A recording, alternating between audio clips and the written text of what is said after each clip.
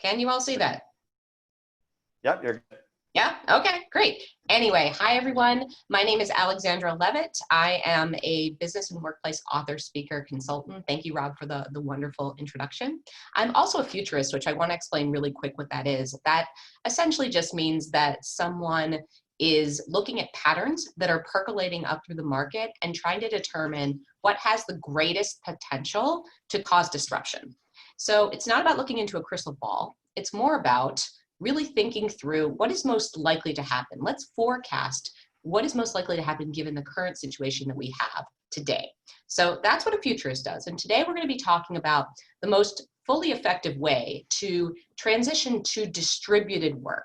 So what we've seen as a result of COVID in the last couple of months is that we've had patchwork solutions to working from home. But there have been a few business leaders who have really put strategic rigor behind distributed work. And what we mean by distributed work is that it is the most evolved form of working from home, where you have forgone physical bases of operation, either entirely or partially, in favor of employees who are working from different locations.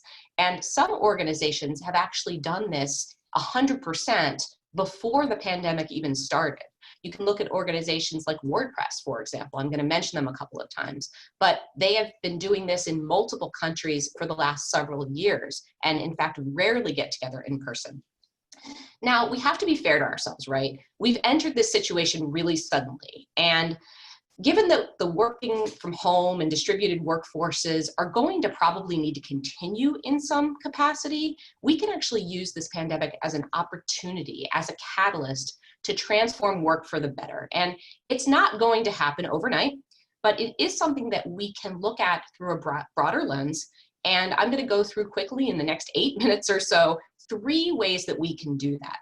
And that is increasing our comfort managing remote teams, adopting asynchronous processes, and investing in proper support. Let's see if I can get my slides to move.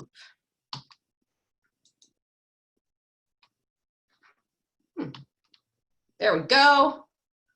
Like my cube slides there. All right, so first of all, managing remote teams, getting comfortable doing this. So to fully realize the benefit of distributed work, business owners and leaders have to get away from this preference that we all have for employees working on site, using company space and equipment at scheduled times. Now, in a situation like this, if you allow, like, let's say working from home only in an emergency, you'll lack the necessary infrastructure to fully support distributed work. And then when people do have to work from home, it's clunky, it's slow.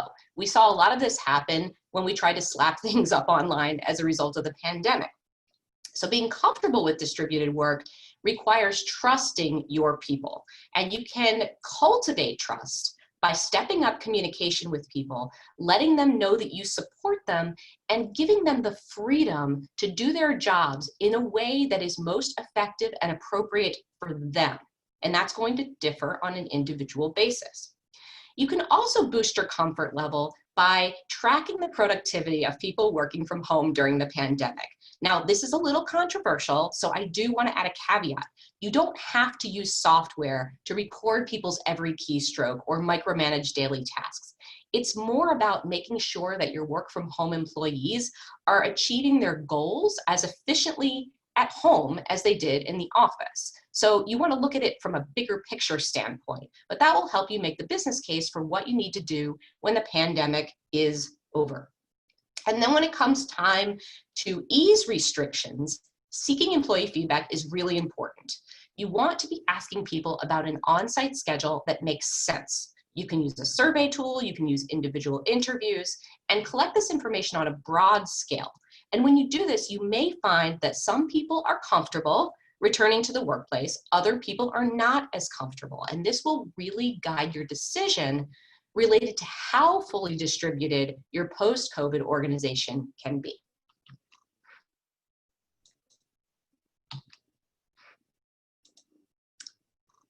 The next thing I want to talk about is adopting asynchronous processes. So many companies have moved online just by, as I said, slapping things up and trying to recreate the experience of being in the office. And there are a lot of tools that help us do that, right? There's Microsoft Teams, there's Zoom, of course, Google Hangouts, and these facilitate real-time meetings. Employees can access share drives, they can access email, company applications, but most people are largely working the same hours, whether they have distractions or not. As an example, doing this call today, I've got 2 kids doing e-learning in the room next door, and I'm just hoping that they're not going to interrupt me because we are doing, of course, a meeting during business hours.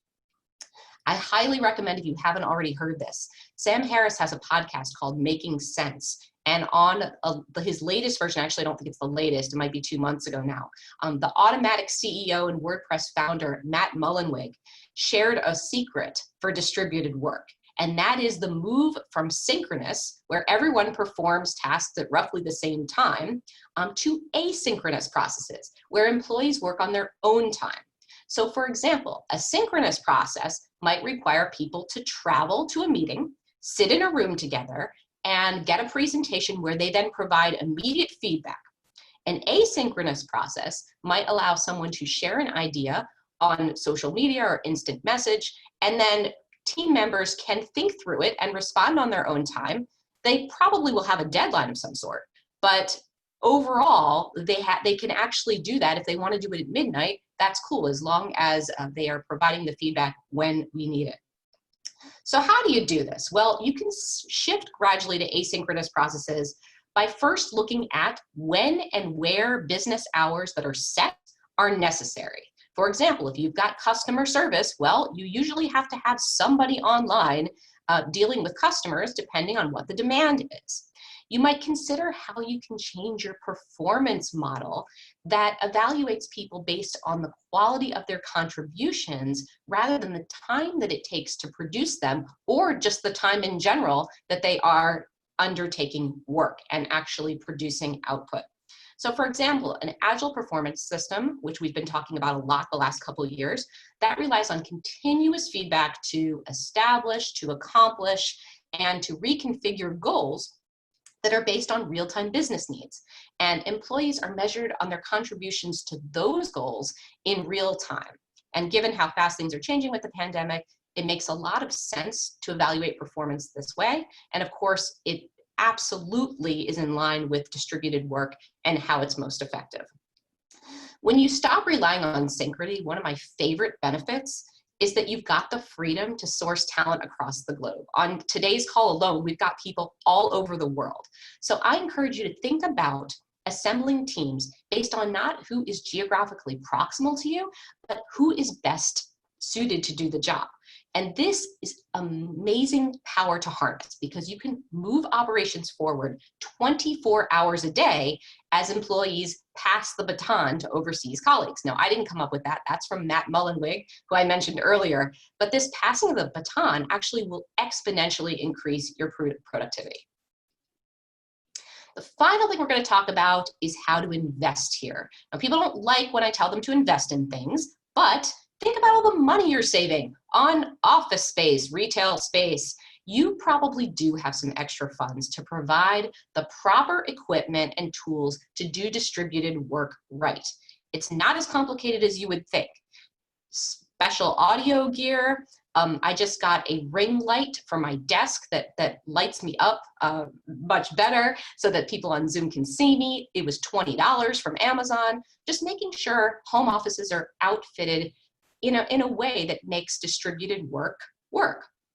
In terms of team collaboration, keep in mind some channels are better suited to synchronous work, like video conferencing, while others are better for asynchronous work, like an instant messaging platform like Slack, for example.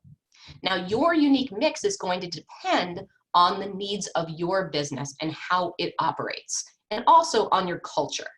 But some fully distributed organizations have already figured it out and have all kinds of tools, from Google Docs and HackPad for documentation, to internal blogs, to Trello for project management. There's no shortage of software tools, so it's about investigating the mix that's going to work best for you. Couple of other final points here. You might want to beef up your online security, because when we do have distributed work, we need to be realistic. And it does make our organizations and our intellectual property more vulnerable to bad actors. Also, since there are fewer opportunities to meet face-to-face, you might consider offering your organization a crash course in effective written communication. It also doesn't hurt to boost people's applied technology skills, which means leveraging people, processes, data, and devices to do jobs better using technology. So when I just said, what's the unique mix of software tools that you need to run your organization in a distributed environment, that's an example of an applied technology skill. You know the software that's out there that's going to make your job easier. And everyone working today needs to have these applied technology skills. And finally, to maintain the necessary rapport and build that rewarding culture that we're always after, teams have to start making the most of those rare in-person gatherings once it's safe to do so. So I encourage now, if you're a leader, allocate funds for a future day of bonding at a fun, a memorable location. And in the meantime, while we can't do that, informal virtual activities like Zoom happy hours are a great start. Just make sure you're getting people together to talk about Netflix, as we did in the beginning, because you still want to continue to build that culture.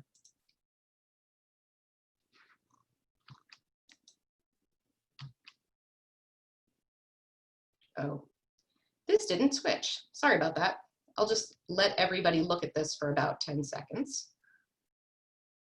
And we can absolutely provide the slide deck to you all too, so that you have this. But this just sums up what I just said. And then finally, we are at the close. So if you are looking for more information on distributed work, I've got a podcast called Workforce 2030. You are welcome to check out. Also, the book Humanity Works has a nice section on it. Here's all my contact information. But really, I just would emphasize that getting comfortable with distributed work, this is a great opportunity to do that. And the pandemic is a fantastic way to experiment with new ways of managing remote teams, adopting these asynchronous processes, and investing in the proper